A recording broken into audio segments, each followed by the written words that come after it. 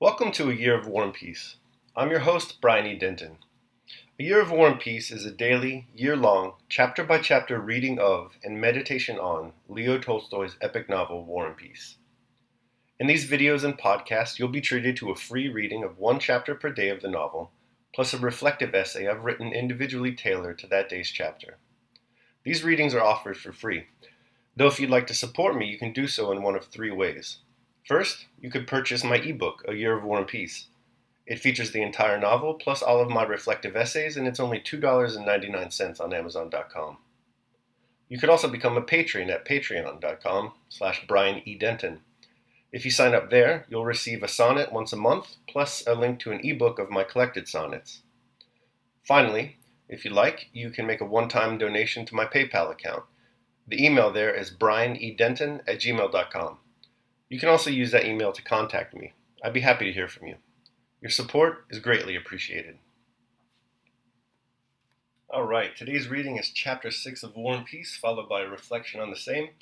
Just like to let you know that this is the book's longest chapter, and also it tends to be everyone's favorite chapter, as we'll see in the later portions of it. It's quite funny. So here we go. Chapter 6. The rustle of a woman's dress was heard in the next room. Prince Andrew shook himself as if waking up, and his face assumed the look it had in Anna Pavlovna's drawing room. Pierre removed his feet from the sofa. The princess came in. She had changed her gown for a house dress as fresh and elegant as the other. Prince Andrew rose and politely placed a chair for her.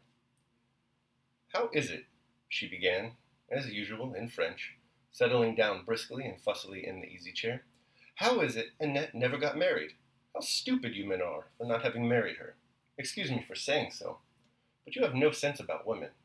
And what an argumentative fellow you are, Monsieur Pierre." "And I am still arguing with your husband. I can't understand why he wants to go to the war," replied Pierre, addressing the princess with none of the embarrassment so commonly shown by young men in their intercourse with young women. The princess started. Evidently Pierre's words touched her to the quick. "Ah, that's just what I tell him," said she. "I don't understand it. I don't in the least understand why men can't live without wars. How is it that we women don't want anything of the kind, don't need it? Now you shall judge between us. I always tell him, here is Uncle's aide-de-camp, a most brilliant position. He is so well known, so much appreciated. The other day at the Apraskins, I heard a lady asking, 'Is that the famous Prince Andrew?' I did indeed." She laughed. "He is so well received everywhere. He might easily become aide-de-camp to the Emperor. You know the Emperor spoke to him most graciously. Annette and I were speaking of how to arrange it. What do you think?" Pierre looked at his friend, and, noticing that he did not like the conversation, gave no reply. "When are you starting?" he asked. "Oh, don't speak of his going, don't. I won't hear it spoken of," said the princess in the same petulantly playful tone in which she had spoken to Hippolyte in the drawing-room, and which was so plainly ill-suited to the family circle of which Pierre was almost a member. "Today, when I remember that all these delightful associations must be broken off, and then, Andre—" She looked significantly at her husband. I'm afraid, she whispered, and a shudder ran down her back. Her husband looked at her as if surprised to notice that someone besides Pierre and himself was in the room, and addressed her in a tone of frigid politeness. "What is it you are afraid of, Liza? I don't understand," said he. "There. What egotists all men are. What egotists! Just for a whim of his own. Goodness only knows why. He leaves me and locks me up all alone in the country." "With my father and sister, remember," said Prince Andrew gently. "Alone all the same, without my friends, and he expects me not to be afraid." Her tone now was querulous, and her lip drawn up, giving her not a joyful, but an animal, squirrel-like expression. She paused as if she felt it indecorous to speak of her pregnancy before Pierre, though the gist of the matter lay in that. "I still can't understand what you are afraid of," said Prince Andrew slowly, not taking his eyes off his wife. The princess blushed, and raised her arms with a gesture of despair. "No, Andrew, I must say you have changed. Oh, how you have—" "Your doctor tells you to go to bed earlier," said Prince Andrew. "You had better go." The princess said nothing. But suddenly her short downy lip quivered. Prince Andrew rose, shrugged his shoulders, and walked about the room. Pierre looked over his spectacles with naive surprise, now at him and now at her, moved as if about to rise too, but changed his mind. "Why should I mind Monsieur Pierre being here?" exclaimed the little princess suddenly, her pretty face all at once distorted by a tearful grimace. "I have long wanted to ask you, Andrew, why have you changed so to me? What have I done to you? You are going to the war and have no pity for me. Why is it?" "Liza," was all Prince Andrew said. But that one word expressed an entreaty, a threat, and above all conviction that she would herself regret her words. But she went on hurriedly. "You treat me like an invalid or a child. I see it all. Did you behave like that 6 months ago?" "Liza, I beg you to desist," said Prince Andrew still more emphatically. Pierre, who had been growing more and more agitated as he listened to all this, rose and approached the princess. He seemed unable to bear the sight of tears, and was ready to cry himself. "Calm yourself, princess. It seems so to you because, I assure you, I myself have experienced, and so, because, no, excuse me, an outsider is of no place here. No, don't distress yourself. Goodbye." Prince Andrew caught him by the hand. "No, wait, Pierre. The princess is too kind to wish to deprive me of the pleasure of spending the evening with you." "No, he thinks only of himself," muttered the princess, without restraining her angry tears. "Liza," said Princess Andrew dryly, raising his voice to the pitch which indicates that patience is exhausted. Suddenly, the angry, squirrel-like expression of the princess's pretty face changed into a winning and piteous look of fear. Her beautiful eyes glanced askance at her husband's face, and her own assumed the timid, deprecating expression of a dog when it rapidly but feebly wags its drooping tail. Mon Dieu," she muttered, and lifting her dress with one hand, she went up to her husband and kissed him on the forehead. "Good night, Liza," said he, rising and courteously kissing her hand as he would have done to a stranger. The friends were silent. Neither cared to begin talking. Pierre continually glanced at Prince Andrew. Prince Andrew rubbed his face with his small hand. "Let us go and have supper," he said with a sigh, going to the door. They entered the elegant, newly decorated, and luxurious dining room. Everything, from the table napkins to the silver, china, and glass, bore that imprint of newness found in the households of the newly married. Halfway through supper, Prince Andrew leaned his elbows on the table and, with a look of nervous agitation such as Pierre had never seen before on his face, began to talk, as one who has long had something on his mind and suddenly determines to speak out. "Never, never marry, my dear fellow. That's my advice. Never marry till you can say to yourself that you have done all you are capable of, and until you have ceased to love the woman of your choice and have seen her plainly as she is, or else you will make a cruel and irrevocable mistake. Marry when you are old and good for nothing, or all that is good and noble in you will be lost. It will all be wasted on trifles. Yes, yes, yes. Don't look at me with such surprise. If you marry, expecting anything from yourself in the future, you will feel at every step that for you all is ended. All is closed except the drawing room, where you will be ranged side by side with a court lackey and an idiot. But what's the good?" And he waved his arm. Pierre took off his spectacles, which made his face seem different, and the good-natured expression still more apparent, and gazed at his friend in amazement. "My wife," continued Prince Andrew, "is an excellent woman, one of those rare women with whom a man's honor is safe. Oh God, what I would not give now to be unmarried! You are the first and only one to whom I mention this, because I like you."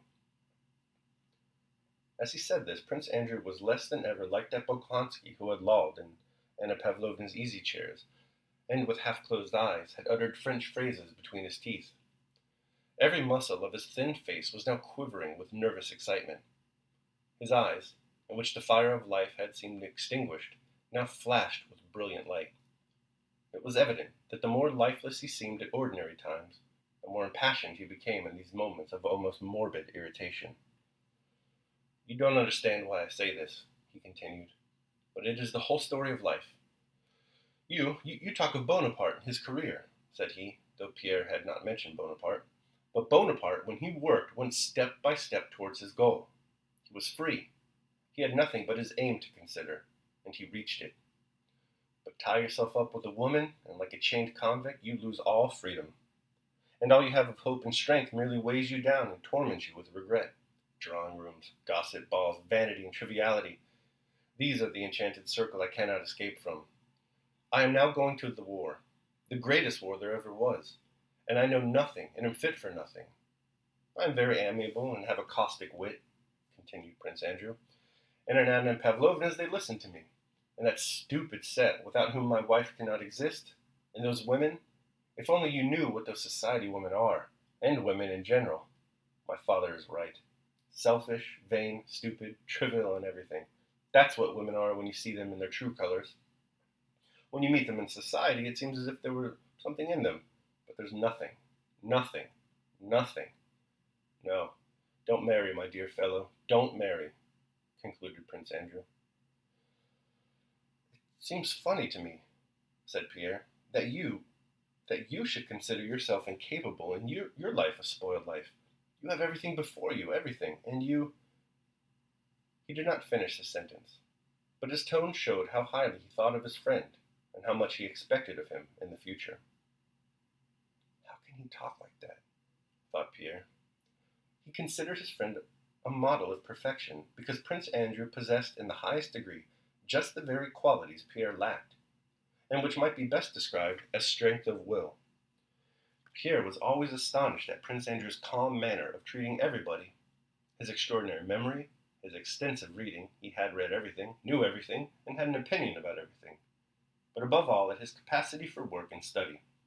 And if Pierre was often struck by Andrew's lack of capacity for philosophical meditation, to which he himself was particularly addicted, he regarded even this not as a defect, but as a sign of strength.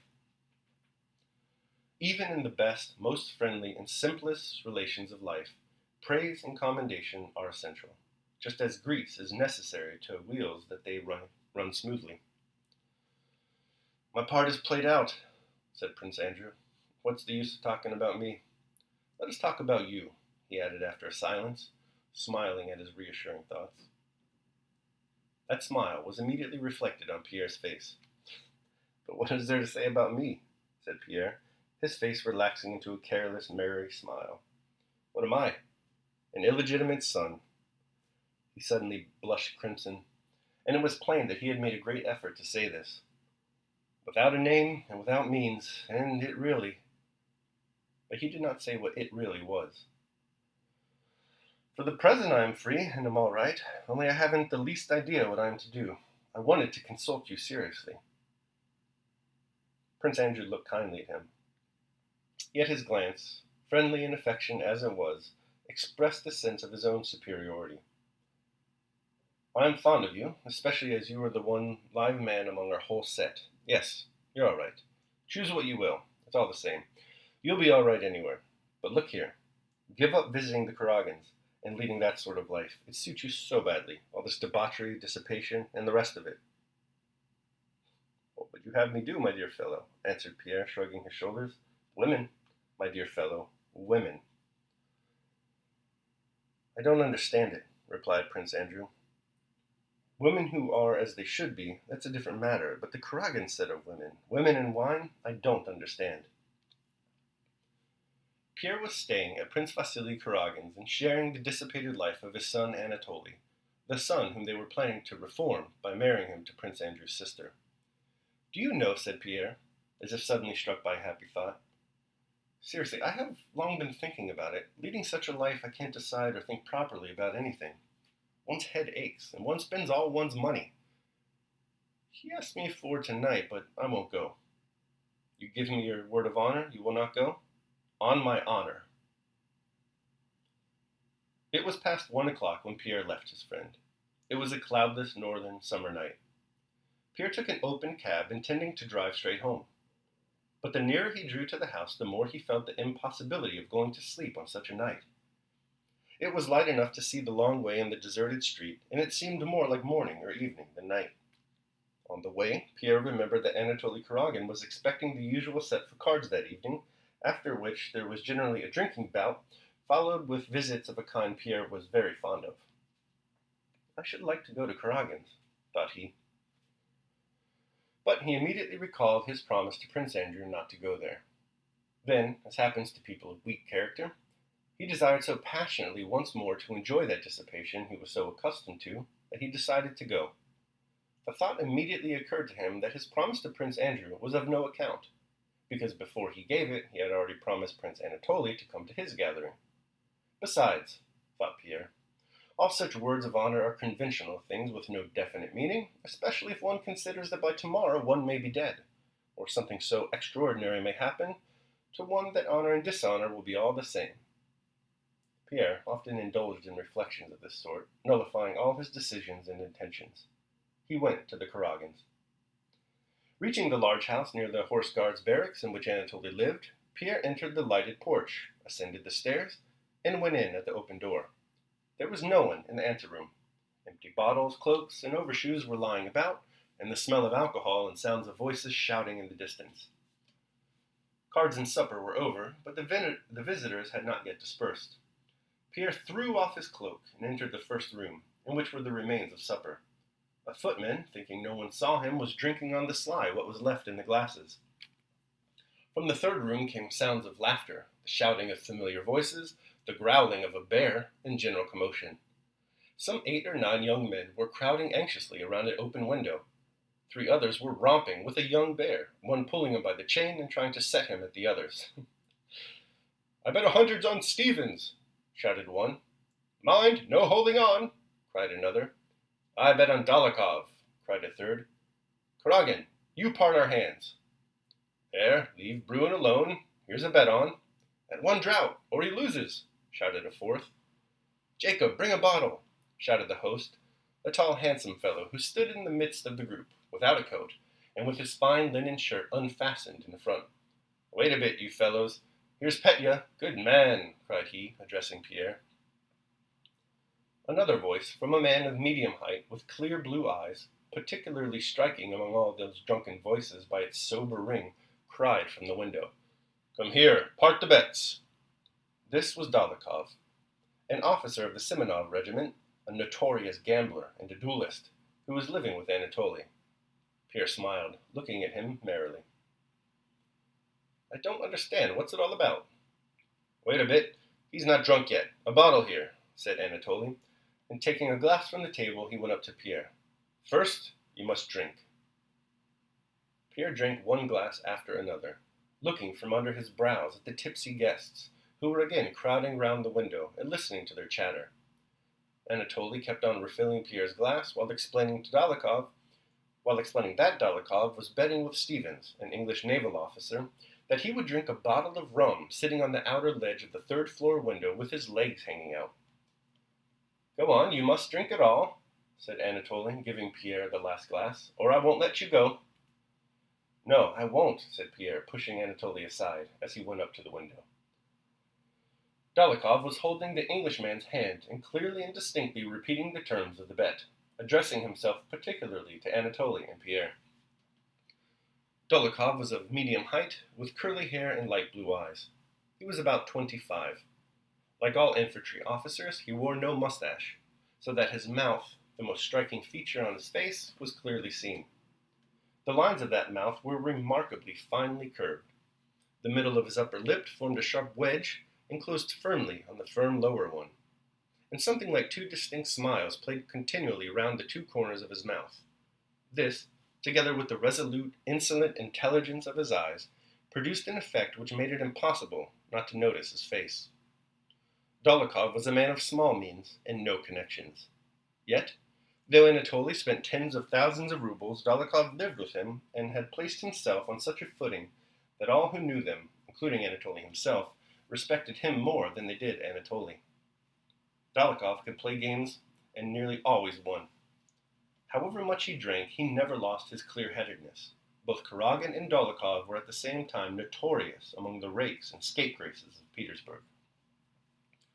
The bottle of rum was brought. The window frame, which prevented anyone from sitting on the outer sill, was being forced out by two footmen, who were evidently flurried and intimidated by the directions and shouts of the gentlemen around. Anatoly, with his swaggering air, strode up to the window. He wanted to smash something. Pushing away the footman, he tugged at the frame, but could not move it. He smashed a pane. "You have a try, Hercules," said he, turning to Pierre. Pierre seized the crossbeam, tugged, and wrenched the oak frame out without a crash. "Take it right out, or they'll think I'm holding on," said Dólokhov. "Is the Englishman bracking, heh?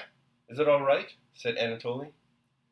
"First rate," said Pierre, looking at Dólokhov, who with a bottle of rum in his hand was approaching the window, from which the light of the sky, the dawn merging with the afterglow of sunset, was visible. Dólokhov, the bottle of rum still in his hand, jumped onto the window-sill. "Listen!" cried he, standing there and addressing those in the room. All were silent. "I bet 50 imperials." He spoke in French, that the Englishman might understand him, but he did not speak it very well. "I bet 50 imperials, or do you wish to make it 100? Added he, addressing the Englishman. "No, 50, replied the latter. "All right, 50 imperials, that I will drink a whole bottle of rum without taking it from my mouth, sitting outside the window on this spot." He stooped and pointed to the sloping ledge outside the window. "And without holding on to anything. Is that right?" "Quite right," said the Englishman. Anatoly turned to the Englishman, and taking him by one of the buttons of his coat and looking down at him, the Englishman was short, began repeating the terms of the wager to him in English. "Wait!" cried Dólokhov, hammering with the bottle on the window sill to attract attention. "Wait a bit, Kuragin. Listen. If anyone else does the same, I will pay him 100 imperials. Do you understand?" The Englishman nodded, but gave no indication whether he intended to accept this challenge or not. Anatoly did not release him, and though he kept nodding to show that he understood, Anatoly went on translating Dólokhov's words into English. A thin young lad, a hussar of the Life Guards, who had been losing that evening, climbed onto the window, leaned over, and looked all the way down. "Ugh, ugh," he muttered, looking down from the window to the stones of the pavement below. "Shut up," cried Dólokhov, pushing him away from the window. The lad jumped awkwardly back into the room, tipping over his spurs. Placing the bottle on the window sill, where he could reach it easily, Dólokhov climbed carefully and slowly through the window and lowered his legs. Pressing against both sides of the window, he adjusted himself on the seat, lowered his hands, moved a little to the right, then to the left, and took up the bottle. Anatoly brought 2 candles and placed them on the window-sill, though it was already quite light. Dólokhov's back and his white shirt and his curly head were lit up from both sides. Everyone crowded to the window, the Englishman in front. Pierre stood smiling but silent. One man, older than the others present, suddenly pushed forward with a scared and angry look and wanted to seize hold of Dólokhov's shirt. "I say, this is folly. He'll be killed," said the more sensible man. Anatoly stopped him. "Don't touch him. You'll startle him, and then he'll be killed, huh? What then, huh?" Dólokhov turned round and, again holding on with both hands, arranged himself on his seat. "If anyone comes meddling again," said he, emitting the words separately through his thin, compressed lips, "I will throw him down there. Now then."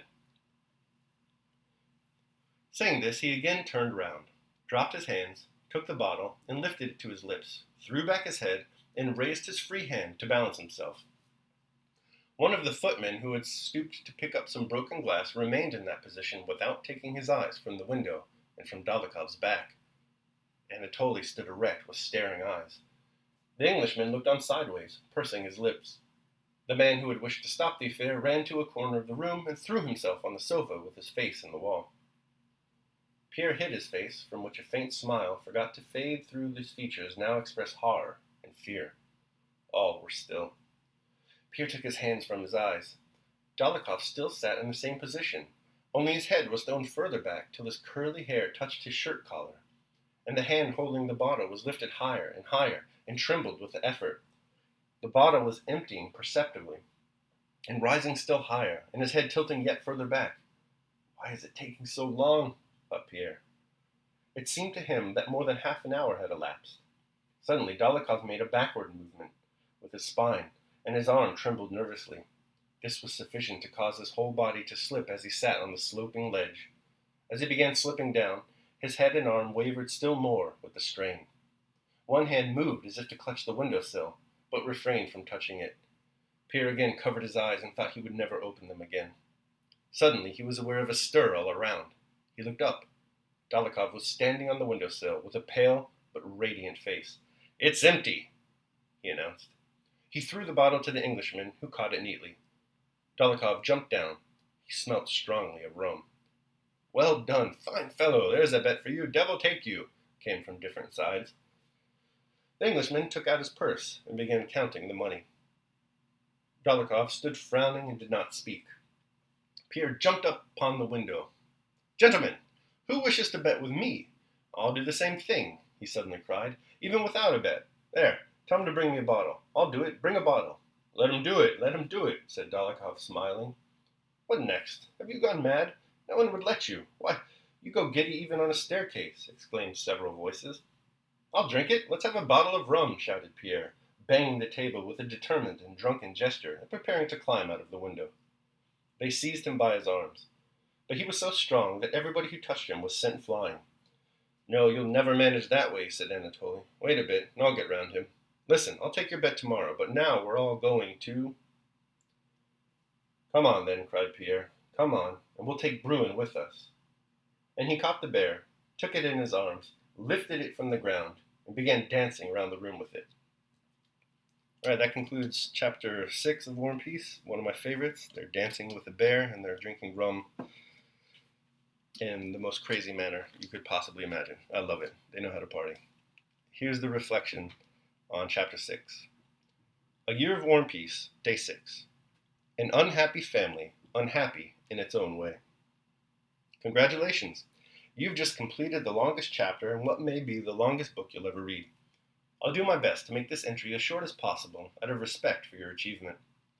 It's going to be a difficult task, though, because this is a very important chapter in terms of themes and character.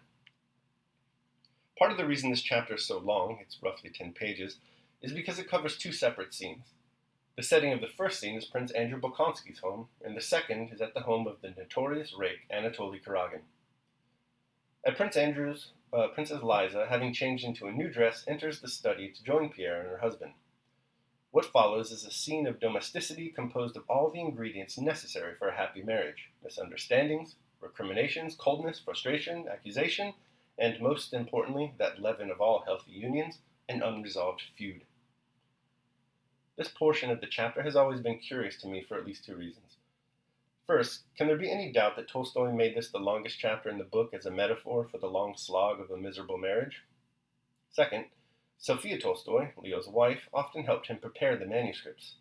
I like to imagine her hand-copying these words and just boiling over in silent vexation. Poor soul. At any rate, Princess Liza eventually leaves the room in frustration. Prince Andrew, who just can't even, quickly turns the conversation back to Pierre's life.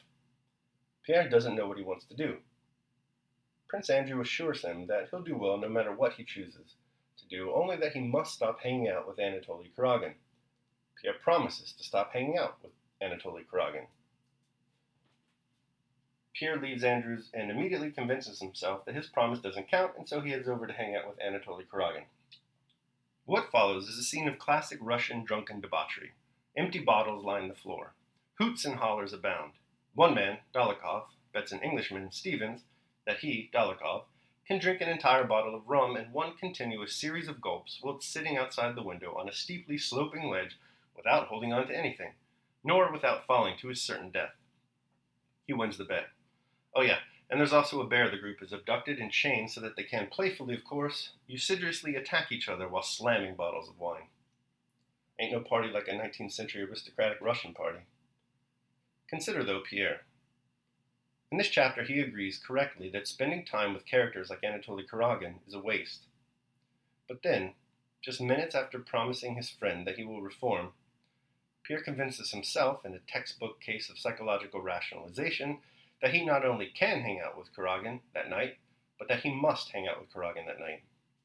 Self-deception and rationalization are powerful enemies. Marcus Aurelius, the great Roman emperor, helped himself fight against these enemies by reminding himself of the honorable characteristics he associated with his adopted father. Reflecting on these characteristics may also help us guard better against doing things we know are bad, and so avoid Pierre's easy type of self-deceit. Daily meditation. Take no decision without careful investigation, but then hold fast to the anchor of truth. Marcus Aurelius, Meditations. All right, thanks for joining me on this long reading of Chapter 6 of War and Peace. They're all shorter from here, so it's all downhill. Remember that if you'd like to support me, you can do so either by purchasing the ebook, A Year of War and Peace, becoming a patron at patreon.com, or making a one-time donation at PayPal. The links to that are below. Tomorrow we'll be reading and reflecting on Day 8 of War and Peace. I hope you'll join me. Until then, take care of yourselves and of others.